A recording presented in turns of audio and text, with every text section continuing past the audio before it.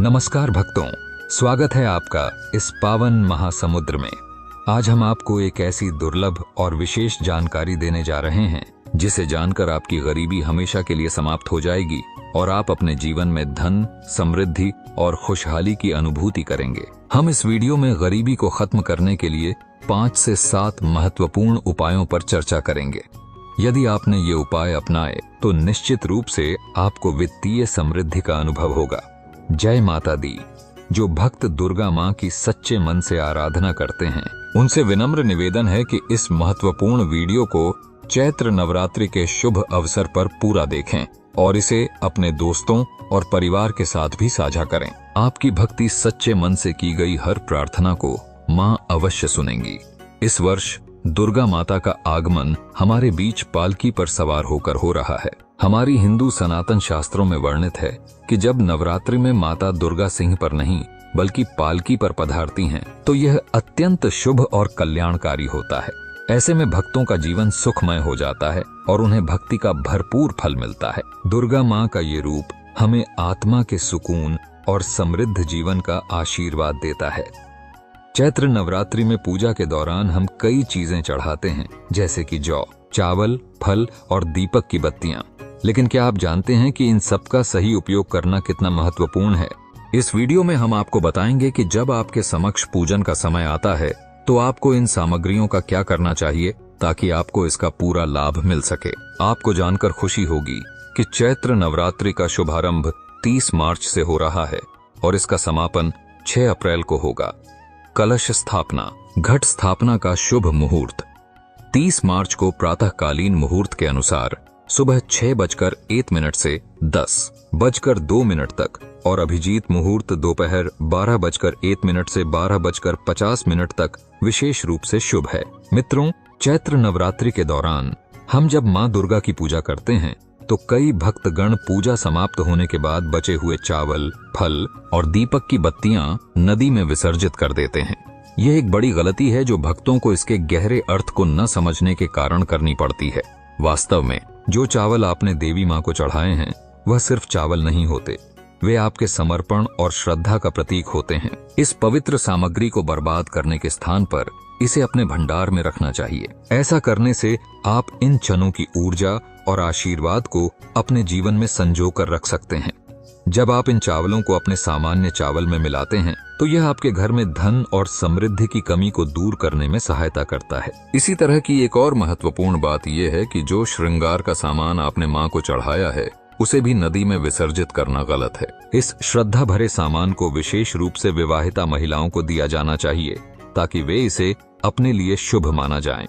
इस प्रकार जब ये महिलाएं माँ दुर्गा का श्रृंगार करेंगी तब न केवल उन्हें अखंड सौभाग्य की प्राप्ति होगी बल्कि समाज में एक सकारात्मक ऊर्जा का संचार भी होगा। इस तरह हम अपनी भक्ति को सहेजते हुए माँ दुर्गा के प्रति अपने आभार को व्यक्त कर सकते हैं और उनकी कृपा अपने जीवन में अनुभव कर सकते हैं। इस प्रकार नवरात्रि के दौरान हम जो भी पूजन सामग्री चढ़ाते हैं उस पर सही तरीके से उपयोग करना आवश्यक है ताकि हमें उनका पूर्ण लाभ मिल सके। अब बात करते हैं दीपक के बचे हुए तेल की। अक्सर लोग इसे गलती से फेंक देते हैं, लेकिन यह तेल शक्ति से भरा होता है। इसे अपने शरीर पर लगाने से आप दर्द और अस्वस्थता से मुक्ति पा सकते हैं। इसके अलावा दीपक की बाती को कभी मत फेंकिए। इसे अपने बगल में बांधने से और इसे पहनने से माता दुर्गा का आशीर्वाद आपके साथ रहेगा, सुरक्षा का अनुभव होगा। अब आइए हम दीपक के बचे हुए तेल की महत्ता पर चर्चा करें। पूजा के बाद कई भक्त इस बचे हुए तेल को गलती से फेंक देते हैं, जो कि वास्तव में एक बड़ी भूल है। यह तेल न केवल सामान्य उपयोग का होता है बल्कि इसमें दिव्य ऊर्जा और शक्ति की भी भरपूर मात्रा समाई होती है। जब आप दीपक जलाते हैं तो वह आपके परिवार और संसार के लिए एक प्रकाश का स्रोत बनता है और पूजा के दौरान बचा हुआ तेल उस दिव्य ऊर्जा को बोतल में सुरक्षित रखता है। इसे अपने शरीर पर लगाने से आप विशेष रूप से उन स्थानों पर लाभान्वित हो सकते हैं जहां आपको दर्द या अस्वस्थता का अनुभव हो रहा हो। जैसे कि यदि आपके हाथ या पैरों में दर्द है तो उस स्थान पर इस तेल का अभिषेक करने से न केवल दर्द कम होगा बल्कि आपको मानसिक शांति का अनुभव भी होगा। अब बात करते हैं दीपक की बाती की। यह थोड़ा अनदेखा किया जाने वाला लेकिन अत्यधिक महत्वपूर्ण तत्व है। दीपक की बाती जो माँ दुर्गा की पूजा में उपयोग की जाती है। इसे कभी भी फेंकना नहीं चाहिए। इसका सामूहिक रूप से बहुत गहरा महत्व है, क्योंकि ये हमारे श्रम और श्रद्धा का प्रतीक होती है। आप इसे अपने बगल में बांध सकते हैं, या यदि आप एक महिला हैं तो इसे अपने हाथ या भुजा में बांध सकते हैं। इस प्रक्रिया से न केवल माता दुर्गा का आशीर्वाद आपके साथ बना रहेगा, बल्कि आपको सुरक्षा और समर्पण का अनुभव भी होगा। जब आप इस बाती को अपने साथ रखते हैं तो ये आपको माता के आशीर्वाद के साथ साथ जीवन की कठिनाइयों से भी सुरक्षित रखती है। इस प्रकार दीपक का तेल और बाती दोनों को सही तरीके से प्रयोग करना आपके जीवन में सकारात्मक परिवर्तन ला सकता है और आपको माता दुर्गा की कृपा से भरपूर आशीर्वाद दिला सकता है। अगरबत्ती की भस्म को भी नजरअंदाज न करें। इसे 1 वर्ष तक संजो कर रखें और इसका प्रयोग अपने माथे पर तिलक के लिए करें।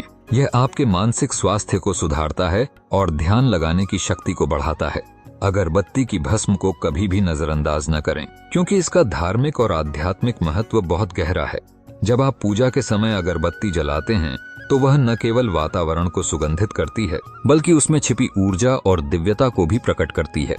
पूजा के बाद बचे हुए अगरबत्ती की भस्म में वो तत्व होते हैं जो आपके मानसिक, आध्यात्मिक और भावनात्मक स्वास्थ्य को सशक्त बनाने में सहायक होते हैं। इस भस्म को 1 वर्ष तक संजोकर रखना अत्यंत लाभदायक है।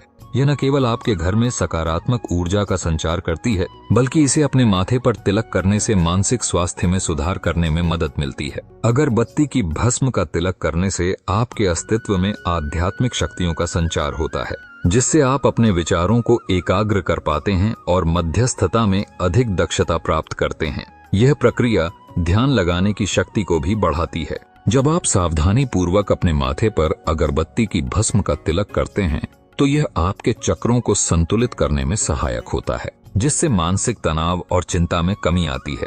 इस विशेष तिलक के माध्यम से आप न केवल अपनी आत्मा को शांति का एहसास दिलाते हैं, बल्कि अपने शुभ विचारों और संकल्पों को भी मजबूती प्रदान करते हैं।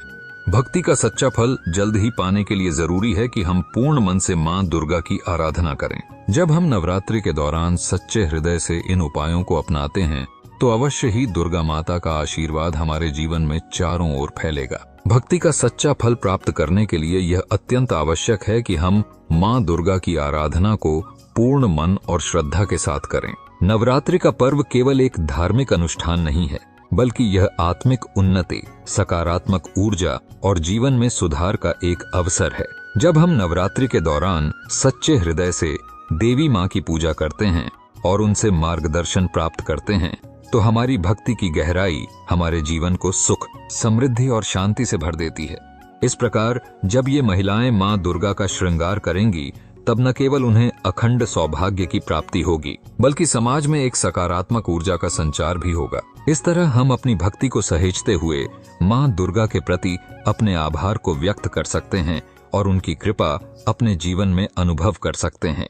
इस प्रकार नवरात्रि के दौरान हम जो भी पूजन सामग्री चढ़ाते हैं उस पर सही तरीके से उपयोग करना आवश्यक है, ताकि हमें उनका पूर्ण लाभ मिल सके। यदि आपको यह जानकारी उपयोगी लगी हो तो कृपया इसे अपने मित्रों और परिवार के साथ साझा करें, क्योंकि आपकी भक्ति ही आपके जीवन का मार्ग प्रशस्त करेगी। आइए हम सभी मिलकर मां दुर्गा से प्रार्थना करें कि वे हमें अपने अनंत आशीर्वाद से ढांपें और हमारे जीवन को खुशियों से भर दें। धन्यवाद। जय माता दी।